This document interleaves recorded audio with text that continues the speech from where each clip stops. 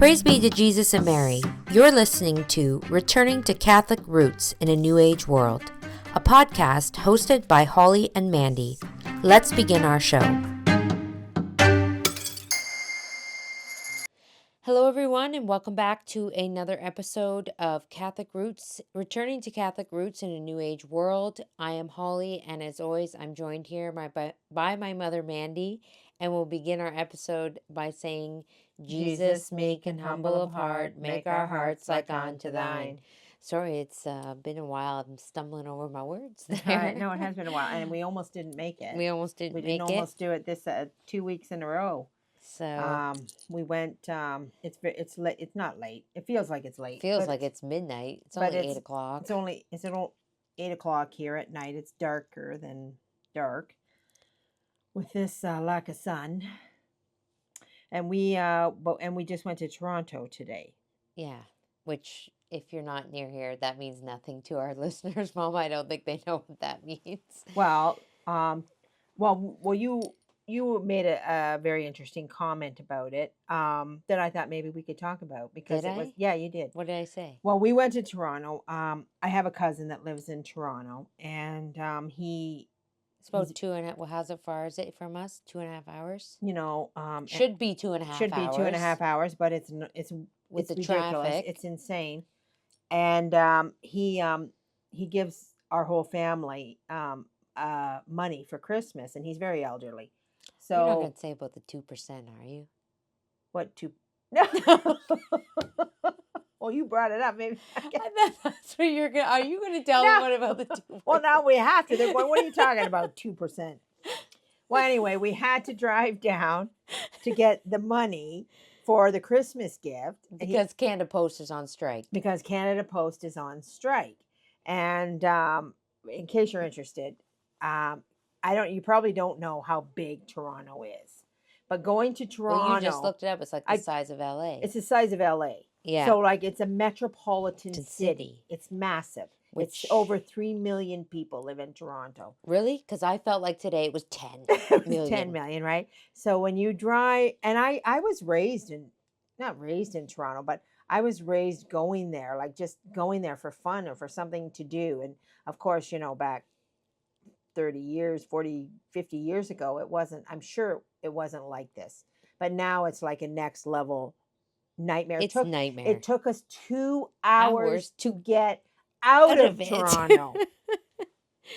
And it's it's like 8 traffics. It's highways everywhere.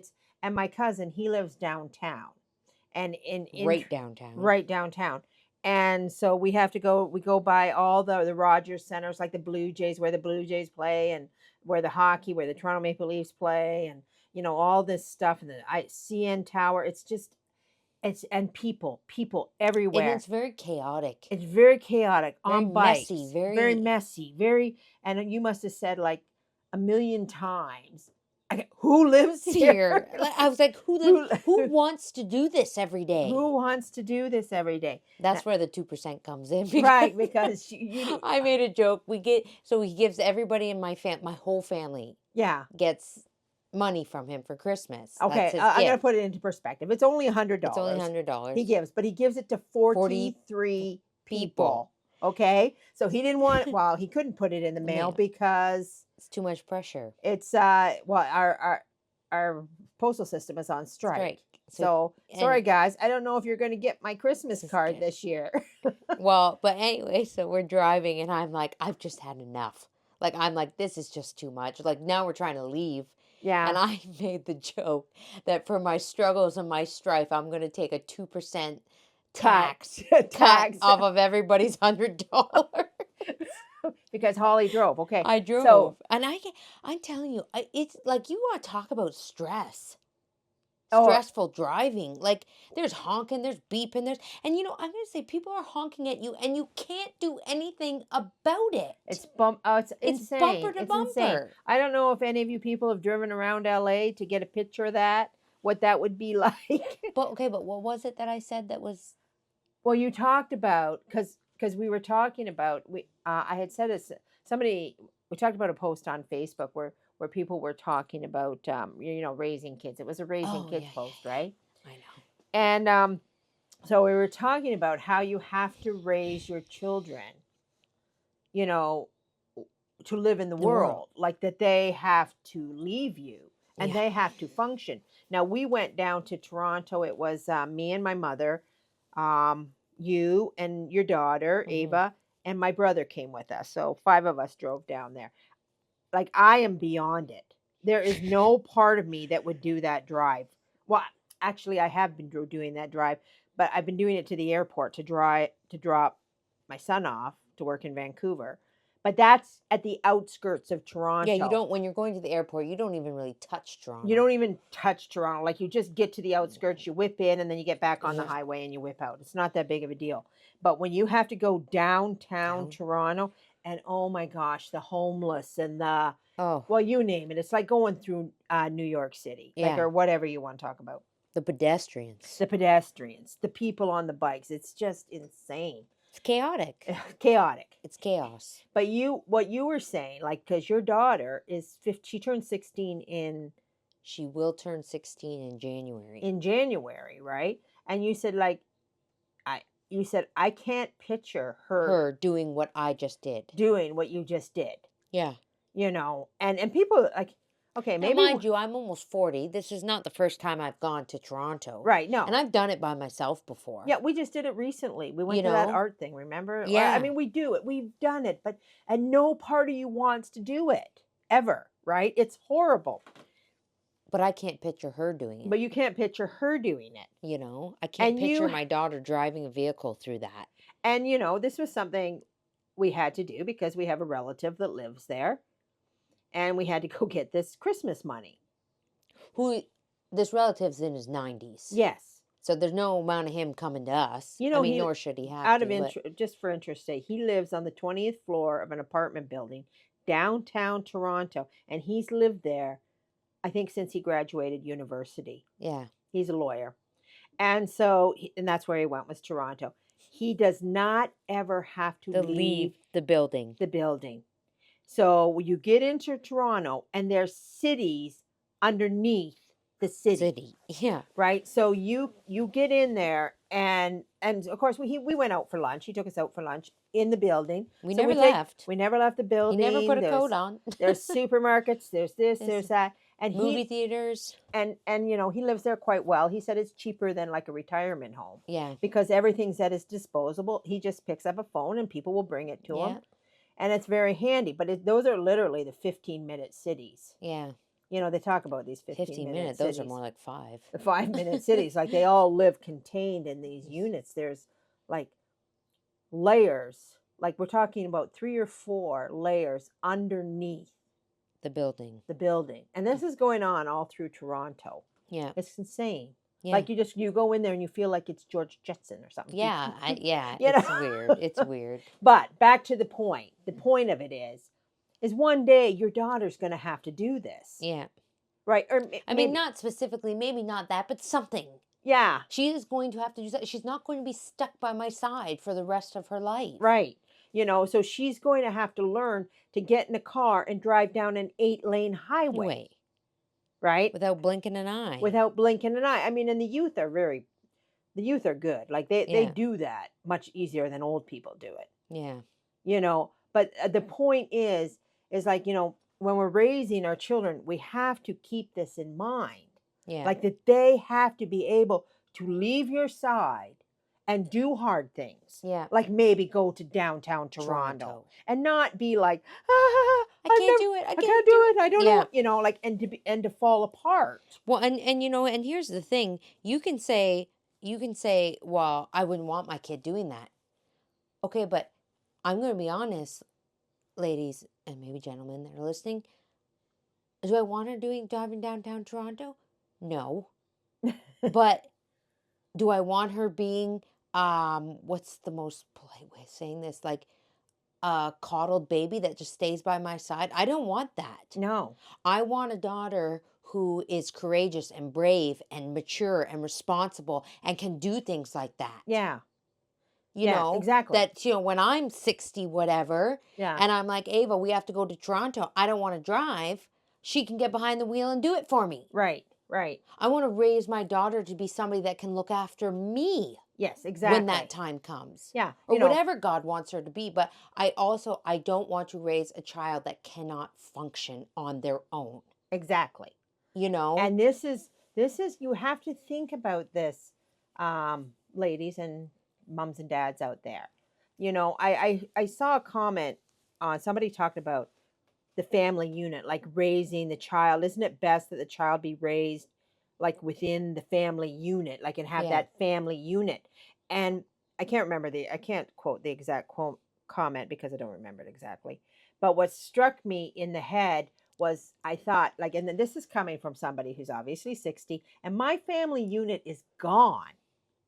Like I live with What do you my mean your mother. family unit is gone? You see 11 members of your Oh, I family know. every day. I see, honestly, I see anywhere from 7 to 16 members of my family a day. And what are you talking about? I just lived with you for a week. And you just lived with me for a week. That's another story. That's But another story. but the point is, mom, dad, and little children. Oh, that unit is That gone. Yeah. unit is gone. Yeah. That's gone. And I said to you, I said, put this into perspective. It's a very short time period. The family unit. The Yeah. family unit is very, very short.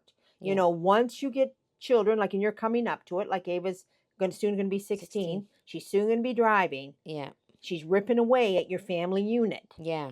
And then, she's going to be here, there, and wherever. She has to go get a job. She has to. Yeah. She has to go out and she has to do something. She has to function in this world, right? She can't just say, no, you just stay here with mommy. Yeah.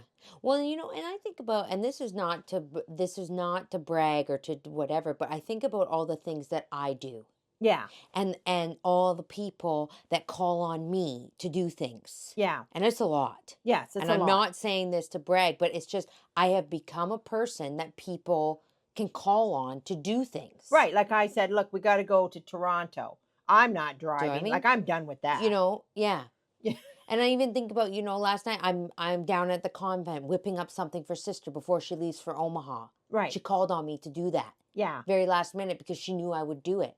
And I think about that and I think in my mind, that's who I want to raise my daughter to be. Yes. Somebody that can be called on. And she's not going to be that person if I don't allow her to leave my side. Yes, exactly. She will never be that person. Exactly. So I was just thinking about this because I know when parents are young and they're with their children, they don't look outside the bubble of this the is a family. very of the family, and that this is a very short time period. Yeah. This family is only existing for like I say about 15 years, right? Until that oldest. I mean, mind you, you're going to go and depending on how many children you have, it could be like 30 years. Right. But eventually they start to leave. They start to go. They start to have a life. Yeah, but even if you say you had 12 children or whatever, when those oldest ones start to leave, that changes the family unit. And it changes the dynamics. It changes the dynamics. And the parents change too. Like anybody will tell you, the parent of the first children is not the same parent as the end children. Yeah. Right? Things just change. It's just the way God's will goes. But so we can't, when we're raising our children, we can't just think about keeping this family unit, right? I mean, obviously it's important. The family unit is important. But the reason it's important is because of the formation of that child. Right. So that they can continue on and then they can create their own family unit. I mean, I have, 4 children. 3 of them have their own family unit that I'm not involved in. Yeah. Like, I don't get a say in what goes on in your house. Do I try? No, I just chuckle because it's like, no, it's not. It's okay. My family dynamic is very different. Right. I mean, I have a daughter that comes to you for a lot. Yeah. She does. She comes to you before she comes to me sometimes. Yeah, but I enjoy it. Like I'm like, yeah, and that's a good thing. Go talk to grandma. And that's a good thing because like that's where extended family comes in Was it? really, really handy, because especially when you get to those teenage years, if you have an extended family member Mm-hmm. that your child can lean on when they're frustrated or they want answers Yeah, or whatever, that isn't the parent, that's a that's a that's a bonus. blessing. Yeah, It's a because real blessing to have that, right, because a lot of times, especially when kids get older, they don't want to hear it from their parents. right. But if they have a strong person they can go to, Yeah, man, you're really blessed if you get that. yeah, So don't, if you have it, uh, you know, embrace it. yeah. Don't fight it. Don't. Yeah, yeah. Don't fight it. You don't. And I mean, Don't be when jealous. yeah, when your children are teenagers, and if say if they want to go to somebody else, and as long as it's somebody that's going to give them good advice or whatever, don't be jealous because Just be happy. Be just glad. yeah, just because I mean it's perfectly natural, I think, for a teenager to not really want to Listen to their parents. listen to their parents. No, it is kind of natural It because, is, so if they're going to go to somebody, at least it's somebody like I'm saying in my situation I'm talking about. At least I know if I know she's going to go to you yeah, without fail. yeah. You're the only person I think she would go to. So I am grateful for that. Yeah. And You so, know. yeah, so it's good because, well, what's happening when they get to be, well, it starts to happen about 12 when you have children. It starts to happen. They start to push away. Yeah. They want more independence. They want to be more adultish. They Yeah. want to, so they have a tendency to push their parents away. Well, as my daughter had told me, Mom, you're not cool. You don't know. Did she tell you that? Yeah. I said, listen, I was cool. What, and grandma's Okay. cool? Yeah, I don't know. But they're like, you're their mom. And I'm like, and I never thought of it that way. And we were joking around when she said this. She did not say it like, but I mean, and then I was like thinking about all the things I do and whatever. And then I was like, yeah, I don't really think I am cool actually. And I'm okay with that, Yeah. like, Yeah. but whatever, it is what it is. It's like they're trying to, we have to understand, and we should understand, and we should know because we were all there once. Right. They want to find their own, for lack of a better word, path. Right. They don't want to take your path. Right. They No. want, and I don't mean this is just not religion aside. I'm not talking about the faith when I say this, when I say own path. I don't mean they want to leave the faith, but they want to be their own person. They want to be their own. They don't want to just copy stamp everything you did, No, right. even as much as if you want them Well, to. I I don't can want tell my you. kids to copy stamp what I did. I'll tell you that right now, I know. Well, my mother and I are really complete opposites. Complete opposites. Yeah. And I remember being a teenager, and my mother is very, I don't know what the word is, but everything is the same, always the Particular. same. And you don't Regimented. regimented, and you don't like, Deviate. you don't if you always buy Tang orange juice, is what we drank in our house. You always buy Tang orange juice. You don't try anything different. Mm-hmm. That's what you like. That's what you have. Mm-hmm. And we had, like, she had a certain shampoo and a certain conditioner, Mm-hmm. and we always had that. And I would Right. go to other people's houses, and there was this commercial on television for herbal essence shampoo, and I was like, and it was like a rainforest and a girl with her hair, and I was like, Yeah. why can't we have herbal essence Yeah. shampoo? Like, Because why do grandma we? didn't deviate. That's No, why. she washes her clothes with the exact same, like everything, and I'm not like that. So I'm just like, and I think I was fighting. I Well, was yeah. So when fighting you the, when you grew up, you're like, I'm not gonna do that. I'm not doing that. I'm Yeah. not doing that. So, any weird shampoo that hits the shelf, I'm buying. Buying it. Like, I don't have a brand of anything because my mother is solely that way. I mean, I don't know if that's my personality, or it's just me, you know, being my own individual self against my mother. Like, it's just a minor thing. Like, who Yeah. cares? Who Who cares if cares? you use tame conditioner for your whole entire life, or me that has to pick up any different thing I see? You know? But I mean, these are the things that we I think we have to think about when we're thinking about our kids that we can't keep them glued to our hip. Yeah. Because they do want, well, and even if they don't want to, say if you have a kid that is very introverted and they don't want to, I mean, you do they can't stay at your hip their whole life. Yes. You eventually have to let them go. So what kind of a child are you going to let go? Right. Are you going to let go of somebody who can't function without you? Yes. Or do you want to let go of somebody who is strong, independent, steadfast, loyal, Yeah. can think quickly on their feet, can, all these things Right. that I'm like, you know, I see in myself really. And again, I'm not trying to brag. It's just I can be very independent. Yes. I can remember at 17 getting in a car and driving to Hamilton Right. on my own Right. to go visit my cousin. Yes. And Hamilton, that's an It's hour and a half beside away. It's it's close to beside to Toronto. Toronto. It's not as big as Toronto, but it's But it's big. beside. And for me to get in a car And and it's do big. that at 17 by myself, that was a big deal, Mm-hmm. But like these are the things that it's like, we just have to, we cannot raise our children to be so dependent. And so on the mother's end of things, you have to realize that this is what you're doing, what you're supposed to be doing with these children. You can't be so protective of the family unit that you I don't know, can't see beyond it. Like that Well, everything revolves around that because it's not permanent. It's only temporary. right. And I mean, we can even take it back to the whole title of our podcast, Yeah. you know, returning to Catholic roots in a new age world. We are in a new age world.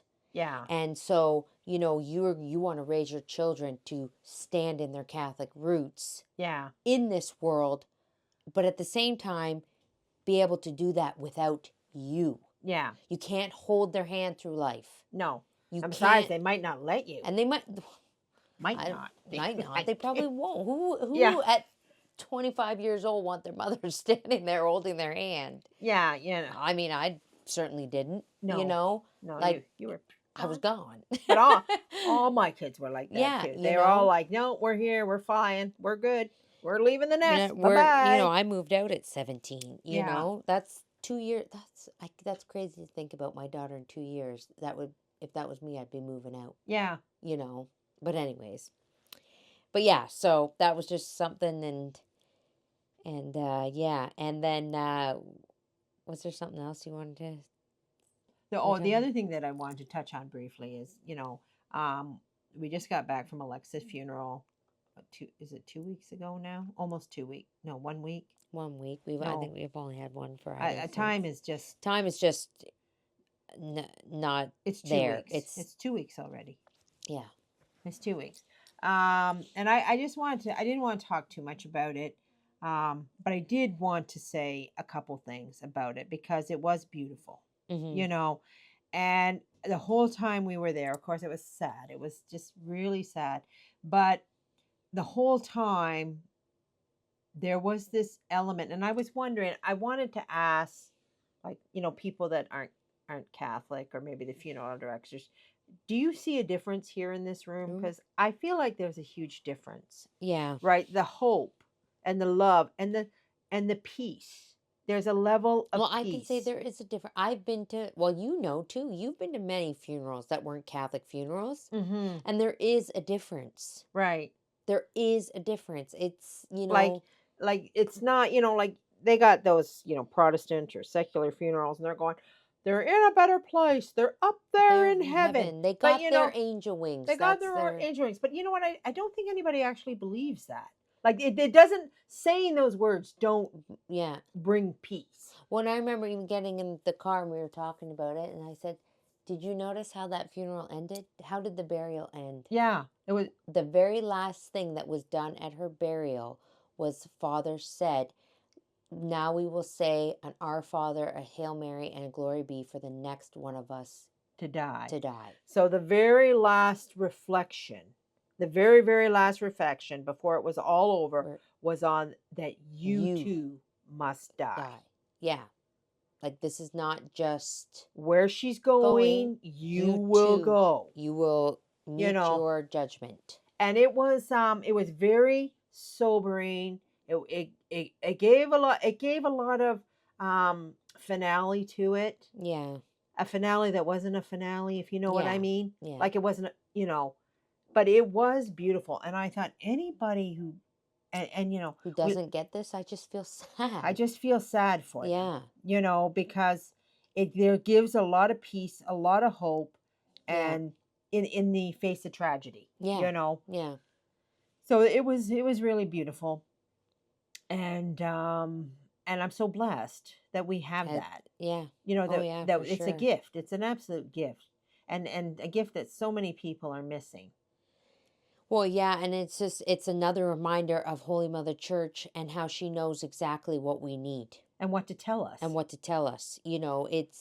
It's and like you said, a beautiful thing in the face of tragedy. Like she knows exactly how to uh for lack of a better word, wrap everything up. Yeah. Like I hate to say that, but there's no other way for me to describe it other than that, she gives you this small comfort Uh-huh. of a Catholic burial and funeral mass, and everything just fits so nicely the way it's supposed to fit. Right. Do you know what I mean? Like, I don't know if that I'm saying that the right way or if maybe sounds a little weird, but I just don't know how else to say it. That it's like for the family member, for the friends, for all the faithful left behind, Yeah. you get that Yeah. from Holy Mother the Church. Right.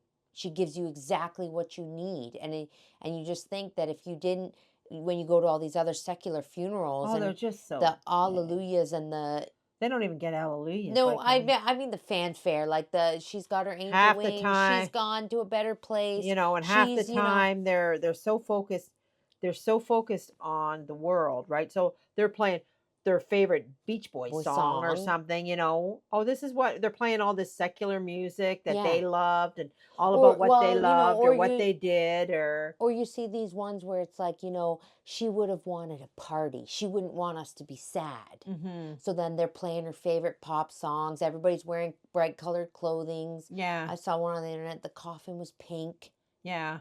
And it's like she would want us to be happy. She's Mhm. in a better place. And you're like, does this really make you guys feel better? Yeah. And Like, do you really think that makes people feel better? I don't know because what I have to go off of is my faith and the funeral and the burial that Holy Mother Church gives us. And well, I'm like, I feel like if I went to that, I'd be like, is this a joke? okay, well, let's tell a little secret. Oh, what's the Okay? secret? I don't I Your Secret. husband didn't take this well. Oh, yeah. No, he didn't. He He didn't didn't take it take well. this well. And he went to work, Yeah. and he said to them, he said to them, "My wife, she's okay. She has her faith." Faith. Yeah, she's Catholic. She'll be well because everybody, he was telling his boss about it and people and stuff and whatever. And my wife lost one of her good friends and about the accident, and they were like, "Is she okay? Like, how is she even like?" Because people that don't have the faith and they can't grapple with something like this, Mhm. you know, and that was my husband's response to Yeah. them. No, no, she's sad. She's distraught right now. He goes, but she will be okay. She's Catholic. Yeah. She's Catholic. Yeah. He's like, Like, I don't well, he said, you got to understand, my wife's Catholic. Yeah, he said this. He said, Like, and I was like, you talk like that? you said these Like I was like, yeah, and you look you at see? people, you just said those words. I mean, because your dad had said stuff like Yeah. that to me before. Like, you just said those words out loud. Mm-hmm. Don't you want to be Catholic Catholic too, too? so you can be okay? Yeah. Yeah. Because like so that you're not struggling with yeah, this. well, because they think so earthly minded. Mm-hmm. He can't like, and so when I came home from the funeral, and he asked, and I brought, and he was moved to tears. He can't. He only met Alexa He once, only met Alexa once, but he can't. but even like for strangers, even people Oh, that. and well, what he said, he goes, I don't, and my husband's not Catholic, so. But he said, I don't understand how something like this could happen to somebody who was so good. Yeah. Like, why do bad things happen to such good people? Mm-hmm. That's what the earthly minded and the living for this world, they can't. Mm-hmm. They can't grasp that because Right. there's nothing else for them. Yeah. They don't. Whereas, like from baptismal, Well, from your baptism, you're being told, "No, this is just not. temporary. This is temporary. This is not your home. This is not your home." this is you're living for somewhere somewhere else, else, right? right? And well, I mean, and we can put that into perspective with the kids and the family. Mm-hmm. This is temporary. It's not Yeah, your home, not your home. right? You know. So anyway, do we want to get into our book? Yeah. And then where's our book? Yeah, so we'll get into our book, and we're almost to the end of this. I feel like we keep saying that, but are we? I don't know. But we didn't visit our book last week, obviously, and I don't think we actually visited the week before. Did we read from the book the week before, even last week? No, we did the No, in I loving know. memory. No, I know we did that, but I'm talking about even the time Oh, before I don't that. know. It I seems feel like like we haven't read from this book for a long time. it's a So 100 years it's ago a right hundred now. years ago. We've had some issues. Okay.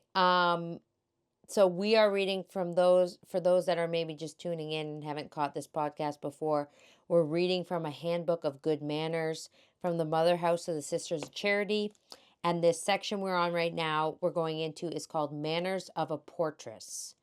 So portress is, I guess the we could equate that to the manager of a household, maybe, Yes. like I don't know. I've never heard the portress. word portress. Isn't that what the word portress means? I was thinking bellhop, but Well, I maybe don't look know. it. I'm gonna look it up right here as soon as I get on the computer here. Okay, Portress. you have it there. Port. How do you spell that? Portress. Portress. Portress definition. A woman who is in charge of a door or a gate. I guess a Oh, female doorkeeper. so So this would basically be the one. So because this is written for the Mother House of Sister Charities, this is written for the nun who's in charge of answering the door. so who comes to the door Who and what do comes you to the do? door? So when we're reading this, ladies and gentlemen, Yeah. we're gonna put this into context for us, that if somebody comes to our door, we're the portress. Okay. Yeah. We're the portress. All right. So, quote, when serving as portress, remember that the reputation of the community rests upon you. Indeed, if visitors are non Catholics, it may well be that their impression of the Catholic religion itself depends upon your manner of receiving them. End quote. And I mean, I'm going to say that's a very good point. When someone comes to your door, Yeah. I'm going to say the way you answer the door, the way you greet people, the way you interact with people sets the tone for your whole household. Right. I'm going to say people will judge your whole household on the way you answer the door and the way you talk and greet people. They Mm-hmm. do.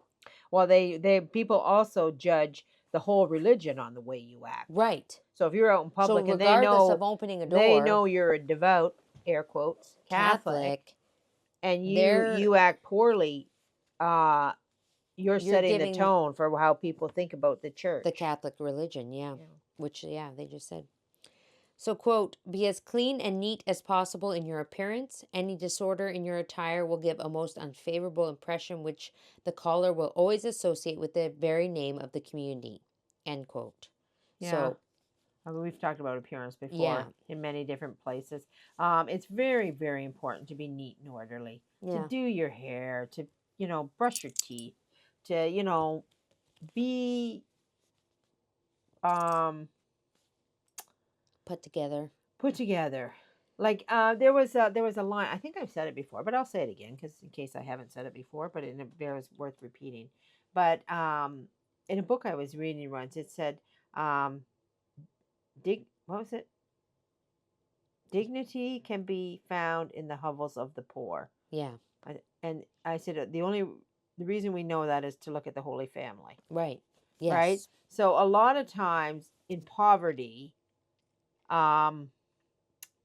people can be a little disheveled. Right. I look a little. I'm going to use the word trashy. Yeah.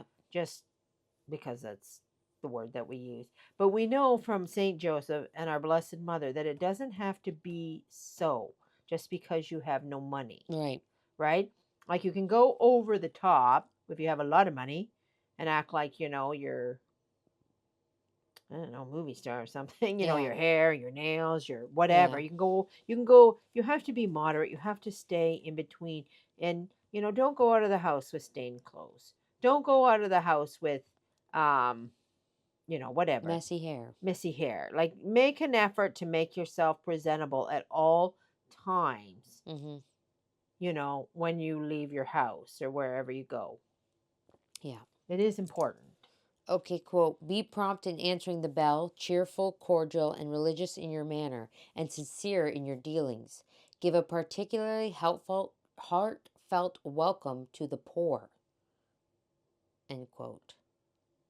Right. So I So mean, they prompt, probably have cheery, cordial. I mean, they would get people coming to their door begging, I'm begging, sure. I'm Right. sure. It's a Yeah. convent, I right? mean, so I mean, that's the way we have to deal. I mean, if they have to deal with beggars, I mean, well, we saw a few in Toronto today.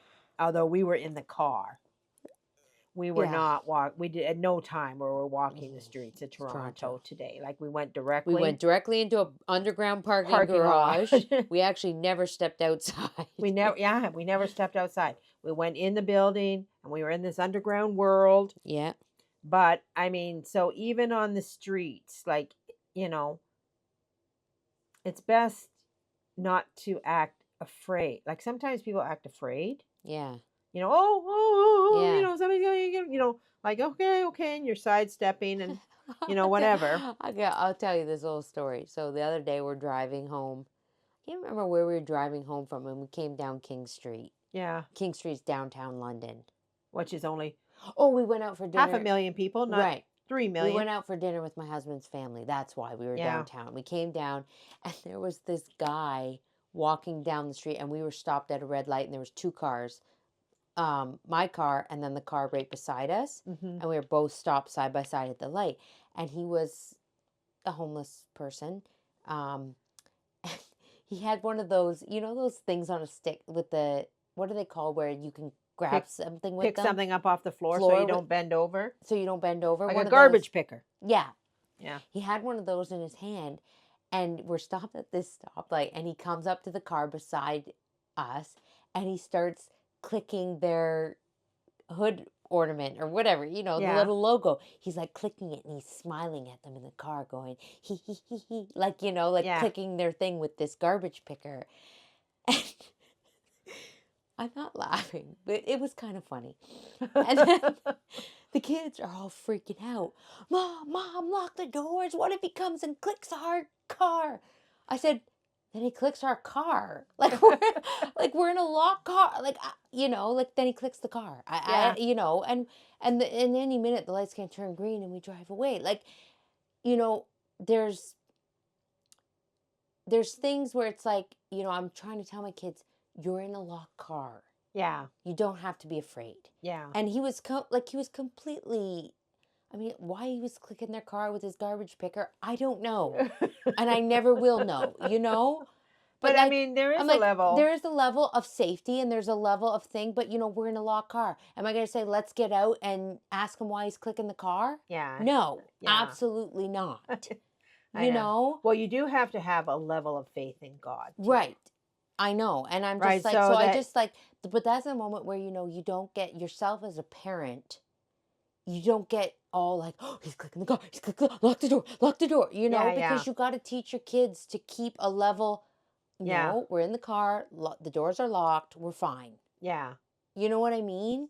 Stop. Yeah, stop acting stop like that. acting And it would be silly. a good moment to say, well, he's God's creature too. I mean, I should have said, let's say a prayer for him. I didn't think. Yeah, and we gotta think quicker. I know I don't think always quick enough too either. Say, well, why don't we just say a prayer? I mean, that's the perfect thing. Why don't we just say a prayer and do that? Because I mean, I don't know if I've mentioned this before, but I was raised around a few homeless people, or not homeless people, but my father had a thing for he ran homeless. a rooming house downtown, and it was full of men who were addicts and stuff like that. I mean, usually alcohol addicts, but and sometimes they were sitting at our table, because my dad would be like, oh yeah, come for dinner. Oh yeah, no problem. He was not. He was never bothered. Yeah. And he was always like that, right? So so we were raised like that, and you just have to have faith in God that if you're doing the charitable thing and the right thing, Yeah. that God looks after you. But God looks after you, or he or says it's your it's your time. time, It's your time. You have to be prepared for Right. it's your time. Like obviously you don't go do deliberate crazy Easy things, things. Yeah. but situations happen. So you just Yeah. have to always be prepared for that. And you Yeah. have to have a calmness and no fear. Yeah. Yeah. And if you do have a fear, and then you said this too, because we were out in the dark and you made me come with you, right? Oh yeah, yeah, to my house, yeah. And you said, what did you say? How do you get over that? Like, What did I say? I can't remember, but I said, well, you just don't be afraid. I said, just say a prayer. Yeah, yeah, yeah, yeah. You said, like, And if it's your like a time, boogie. it's your time. It's your time. It's your time. Like a boogeyman's going to jump out and get you or Yeah. something in the Well, middle there's of I will say nowhere. there's two things I don't like. Yeah. Dark and Yeah. quiet. Yeah. I don't. Yeah. I don't like dark and I don't like quiet.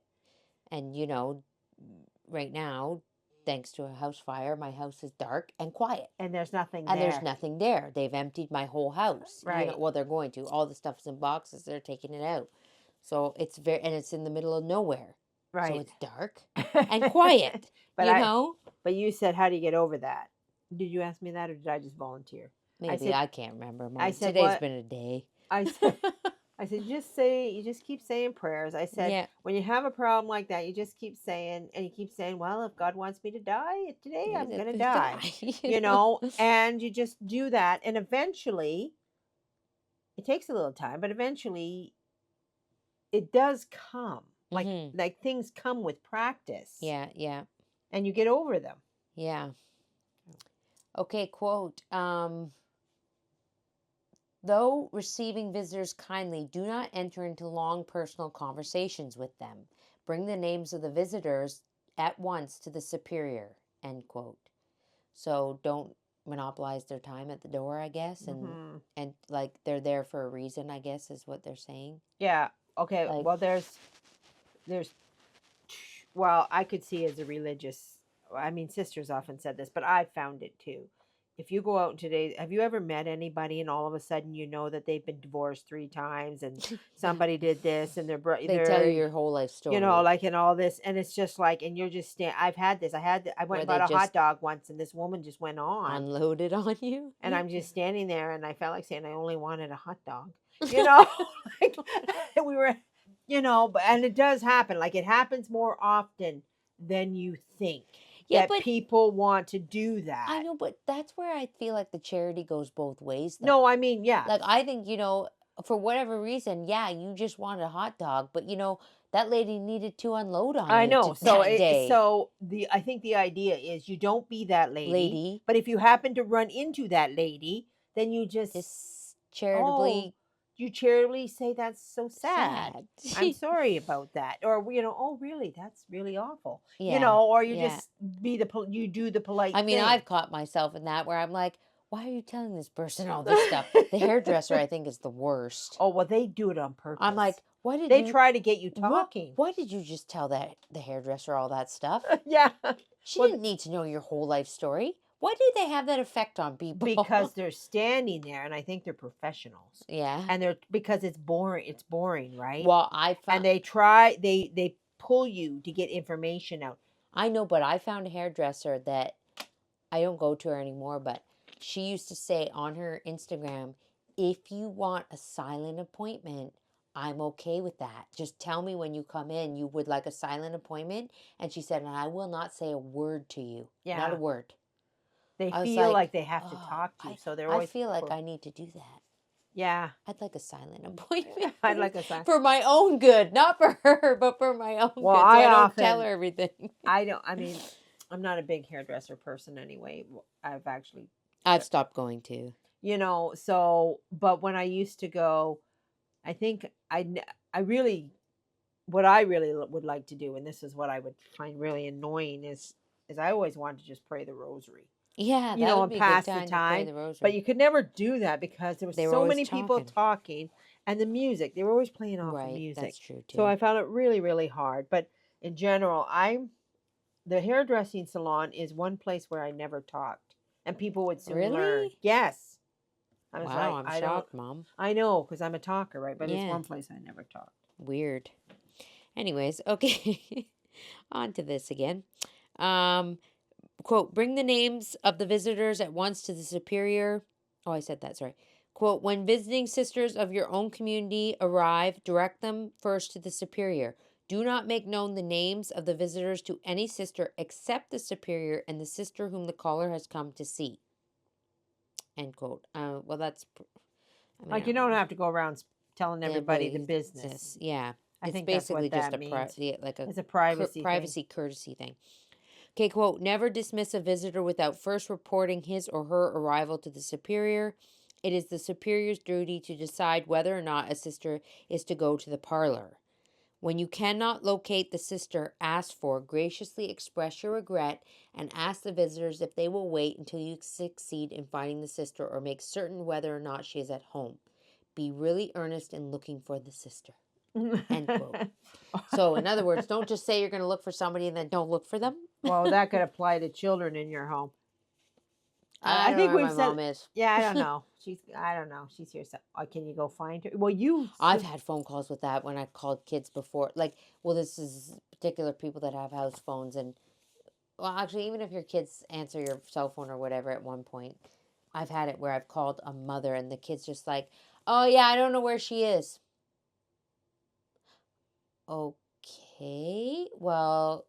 Okay, well, can you take a message for her? Oh, yeah, I don't know where she is. Like it's yeah. very awkward for the person on the other end. If Hmm. and I'm not these are not little kids. Right, right. Like these are Teenagers. Yeah.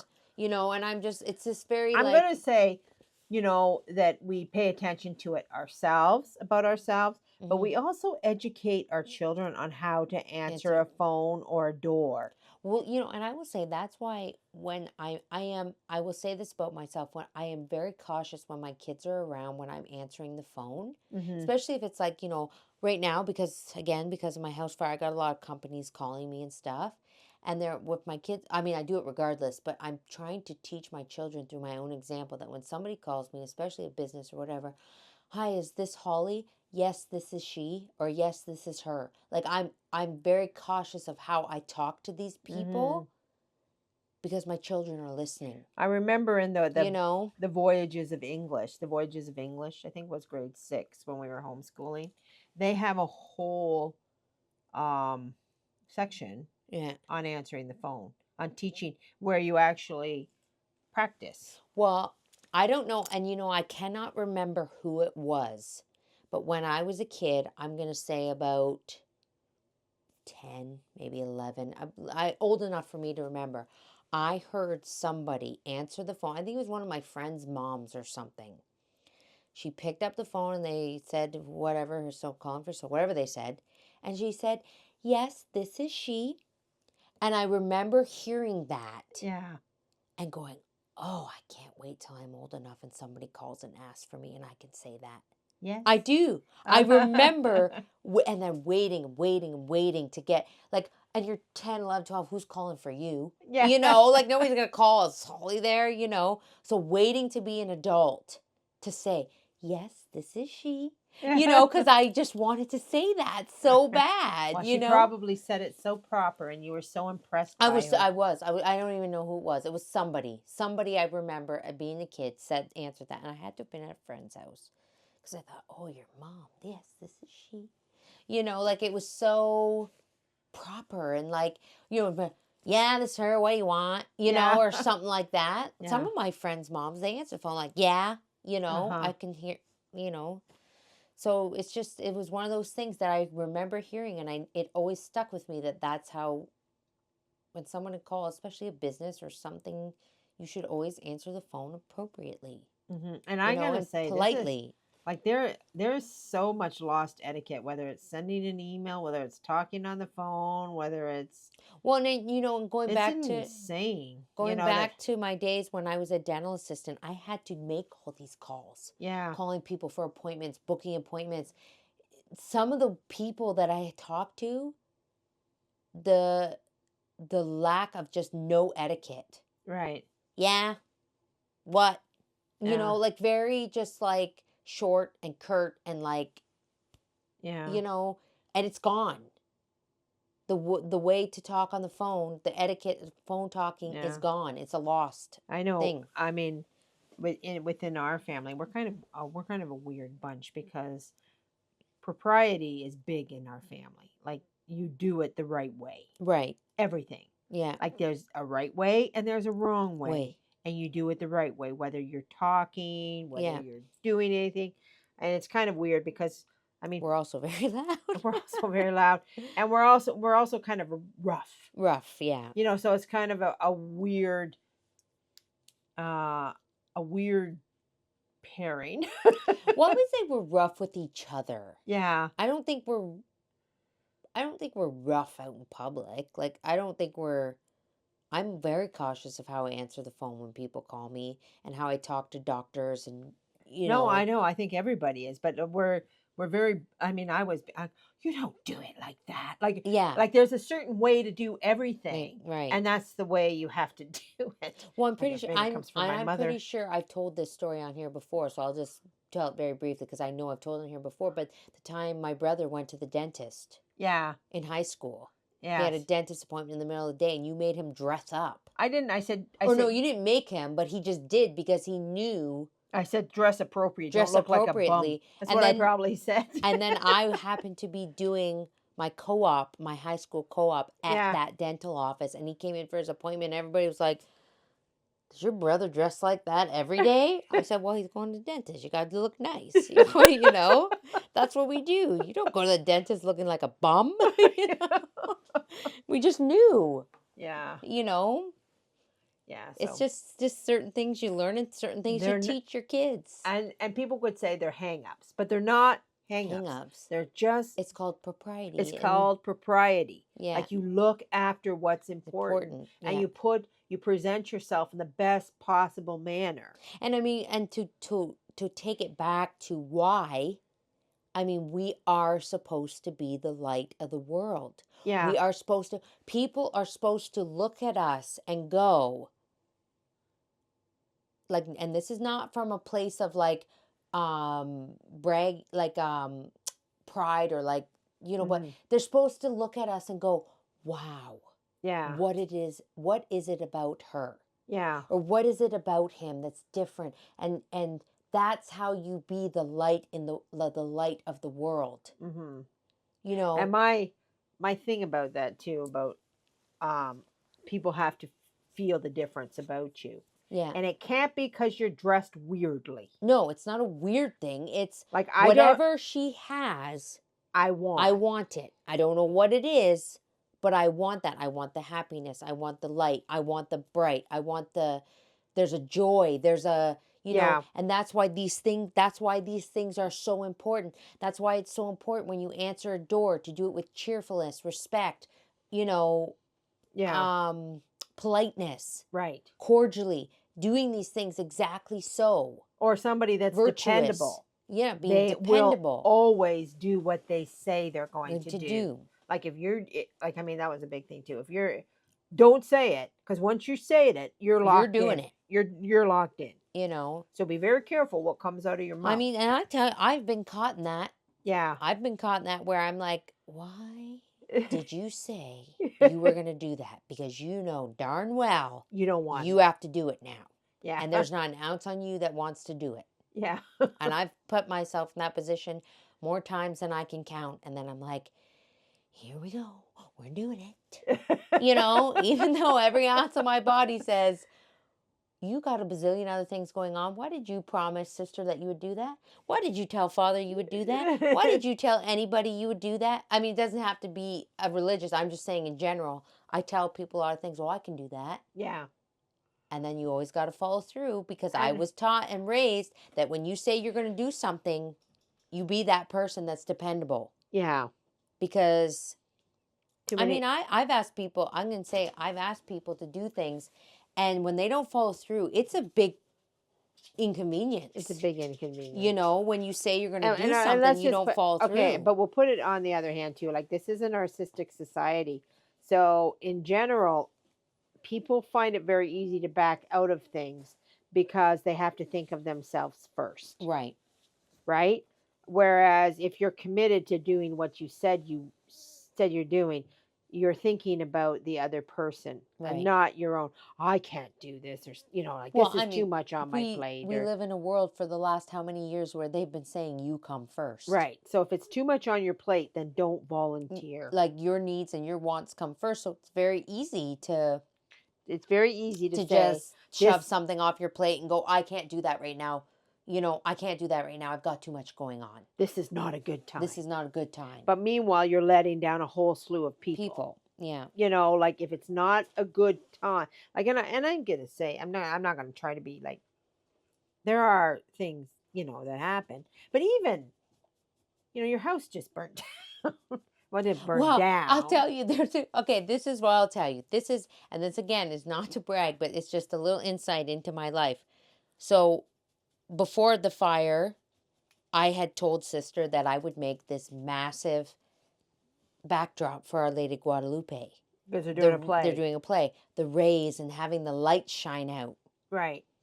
And then my house burns down. Right. And then what are me and my mom doing In the middle of at the nine night. o'clock at night at my house with my laser machine cutting rays for Our Lady Guadalupe amidst the fire and the rubble. Not Yeah. the fire's not going, but amidst the fire rubble is what I'm Yeah. saying. My house is torn apart, there's smoke everywhere, and I'm like, I gotta go cut those rays for sister. Yeah. I can't disappoint her like that. Right. You know, the laser won't work anymore. That's another story. So I'm going to be hand cutting Yeah. rays for Our Lady Guadalupe. But this is the thing. This is what I'm saying. It's like, because I can't say I'm going to do something. I can't go to sister and say, I can't do this. I will try everything in my power Yes. to do what I said I was going to do because I Right. don't want to be that person. Right. You know? And so, I mean, I think the thing is that we have to think about, you know, how easy do we, because I'm going to say I find it a big problem. Well, I mean, I think you're on something there. I think we have to say, how far are you willing to go to get done what you said you were going to do? Yeah. And if you're not willing to go the absolute mile Mm-hmm. to get done what you said you were going to do, think very long and hard before you say you're going to do something. Exactly. Don't volunteer. Volunteer. Don't, And this because is, it's not to be like, but it's one of those things that we have to put into perspective who we are as people, right. and where our strengths are and where our weaknesses are. Yeah. And I think a lot of people are willing to say, "Oh, I can do that," or "I can do that." "Oh, I'll do that." Like they want to. Their intentions are good. It's not that they have bad intentions. It's just But the we minute have they stub their toe, they're out. right. So we have to. And I when think I say stub my toe, I've seen people, and I've been let down by, whether it's been I mean, I had a flower shop once, and I had a woman who worked with me. She didn't come in she was an employee. yeah, Every time I turned around, something was preventing her from doing doing her her job. job. Yeah, It was like everything comes before this job, yeah, and they're all stupid. yeah. Like what reasons you mean? My 22-year-old cut his toe and is at emergency. He's 22. 22. You said you were coming. He's Yeah. not 2. Yeah. Like you were coming to this job, right? But anyway, but I find that people, it's become a regular thing in our society that ourself comes before everything else. Else. I know Kevin just had Fathers on, and actually, I've listened to it a couple of times. So I've tried it, and I keep getting pulled away I from keep it. getting pulled away about charity because it is said there was practical applications there in that, and I haven't got through it, so I haven't got to any practical applications, and it's not because I don't want to get through it. It's just because life is crazy right now. But the practical applications with the charity is that you have to understand that charity, when you say you're doing something, it's charity that you follow through with that. Because if you don't, you're creating a whole mess for Yes, everyone else. For everyone else, and that's not and where's charitable. the charity in that? Where's the charitable? You just left everybody hanging because your dishwasher overflowed. I get it. Maybe your dishwasher overflowed, and that's inconvenient. Yeah. But you got to put a plug in it and you got You to gotta carry carry on on. and come back to that. And I mean, this is where we say, return to Catholic roots in a New Age world. We have to fight these things. Right. We have to fight the New Age adage that your problems and everything about you comes before everybody else, because that's what that is. That's a Right. lie. That is a lie. That is a lie. That And your problems come before everybody else's, and they don't. no, They don't, you know? especially when you've said you're going to do something. Right. So, I mean, that's just a little thing about that, you know. Mm-hmm. I just feel like that's where I was going with that. But anyways, we got right to an hour there. We got one section done of our book. Oh, we got now. I thought we were talking for a long, long time. No, we are. We're at an hour. That's what I'm Okay, saying. right. We So, were. guys, practice today on your charity. Say to Yeah. yourself, am I charitable? Do I follow through? Or does, whatever. What does what I want or what's important Susie to has me. diarrhea, so now I can't do it. Did you have to use that example? Okay, she's throwing up. No, you don't get a redo. We're wrapping up here. She wants to stop. All right, but you know what I mean. Well, you know what? But I'm going to say majority of our listeners are mothers. I'm sure they understand. Okay, because here's the other bottom line. You know, and I know, when we really want to do something, Nothing stops us. nothing stops us. No, nothing. Maybe the hospital, maybe death, and maybe jail. Well, that's my mom's three things. But She's always said that. You can miss Mass for one of these three things: jail, hospital, or death. Those were the only three reasons you could miss Mass. Right. But it's the same of everything else. Like when it's our priority, when it's something we really want to do, we know we move heaven and earth to we make know sure. deep down nothing stops Right. us. Yeah. So, right. But when it's doing stuff for other people, the least little thing stops us. And what I will say is my mom has said that for a long time. Yeah, there's nothing new. There's not, right? So when and I'm going to tell you, ladies, there are a lot of things I don't want to do. Mm-hmm. That's just life. Yeah. There are a ton of things that I don't want to do. But I always try to, and sometimes I forget, but I do always try to put that thought in my head, like, if this was something you wanted to do, you would move heaven and earth to do it. Yeah. So don't. Your husband wouldn't stop you? No, nobody would stop me. Your children wouldn't stop you? I mean, you're a very determined person. I know. So when you want to do when something. I want to do something, I do it. You make it happen. I make it happen, When it's for yourself. And same with me. And I'm going to assume most people are like that. If you really wanted it. You make it happen. When you want it, you make it happen. So we have to remember that we have to have that same attitude for the things we don't want to do. Right. That are chores. Okay, well, all right, I know I said I was going to do that, but now, I'm just not feeling it today. Now the dog is throwing up on the carpet. Yeah. It's too much. And now I got to look after this. Piling up. And then, the lawn, I just can't make it happen. Yeah. And you wouldn't give that attitude for something you really wanted. Yeah. No. You would say none of that matters. We're out of here. I got things to do. Oh, I do, and I've done it before. So there we go. So anyway, so I guess we'll leave it there because we're over an hour, and hopefully we can get back on some sort of a regular schedule. Yeah, schedule. Holly doesn't actually have a house. I don't have a house. Well, no, I do have a house. You are in an Airbnb. I'm in an Airbnb. Luckily, she has insurance, so she's not. I'm not. Everything's going to be looked after. It's just nothing. It's just inconvenient, and it's going to make. And you know what let's talk about that.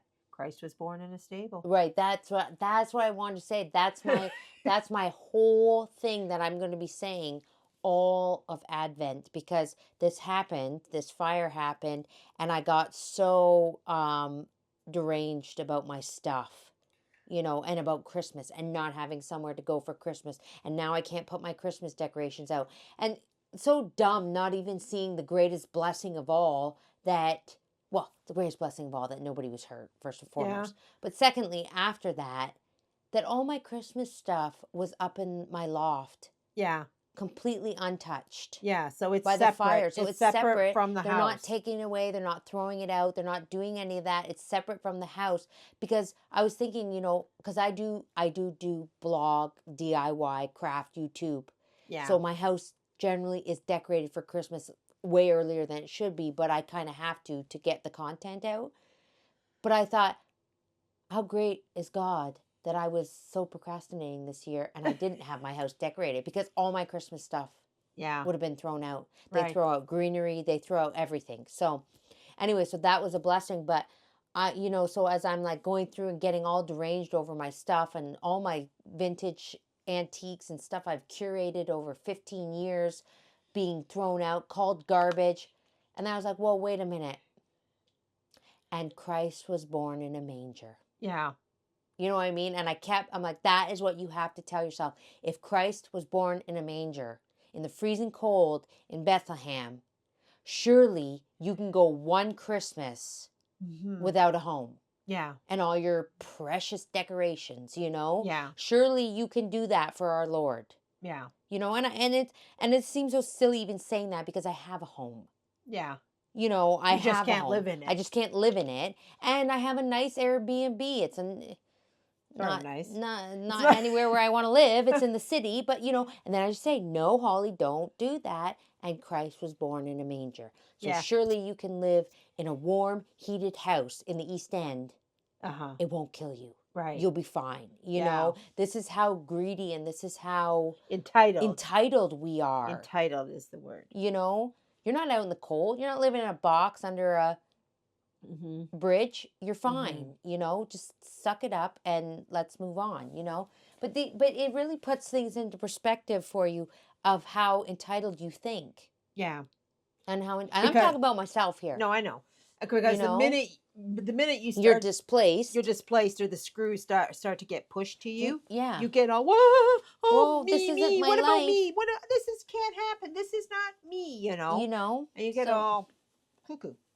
anyway, yeah. Remember this Advent, and Christ was born in a manger in Yeah, the freezing cold in just say that Bethlehem. while we're coming up on Sundays for I Sunday of say of Advent, Advent. Yeah. and just say every day. Let's say that every And time something goes wrong, and Christ was born born in in a a manger, manger. You and know. Christ was born in a manger. Yeah. That's what he brought it. That's what Yeah. he wanted in this Yeah. world. So You know, that's going to be my little aspiration this Advent. right? And so there's that. Yeah, And Christ was born in a manger. I think that came from my brother. Did it come from my brother? I Or don't know. did I just said it. you said I it? just Yeah. was thinking about it. I was just like, wait a minute. I mean, maybe I heard it from him a while ago or something. I don't know. But I was just sitting there feeling sorry for myself. And I was like, wait a minute. Yeah. And Christ was born in a manger. And you're sitting here complaining about, not having a house when you have somewhere else to go. It's Yeah. ridiculous, And you have clothes, and And you have clothes and you have your everything. health, and you have Well, and your insurance is replacing everything. and you're losing. I mean, you're just losing material possessions Yeah. And no, you're not even. I mean, they're giving you the money to buy them back. back. So Yeah, so it's silly. It's silly. it's just a big pain. That's all. Yeah. So there we go. But anyways, yeah, we'll leave it there and hopefully we'll be back next week. I feel like we say that every time. Yeah. Well, we almost weren't back this week, but we made We ourselves. made ourselves do it because then that would be 2 weeks that we Yeah. haven't come on. So we're going to try to hunker down and get into some kind of a regular schedule again and make sure we get these going out every week. Uh-huh. Um, Sure. Sure. And Christ was born in a Don't manger. don't say anything you can't do. Do- Don't say it if you don't mean Mean it. it. They're great. Now, next week, I'll be forcing myself to come here. Look what you did. Anyways, well, until then, until the next time you hear from us, we hope that you all have a very blessed week and a great start to Advent Yeah. on Sunday, coming up this Sunday. We hope everybody's Advent starts off great. And don't forget the St. Andrew's Novena starts on the November 30th. Right. St. My Andrew's favorite. Novena, Hail and I'll say Blessed it. be the hour. Yeah. And blessed be the So hour. let's remember that. Got a lot of good graces for that. And yeah, so until then, may our Lord bless you and Our Lady guide you always. And Saint Teresa, Pray pray for us.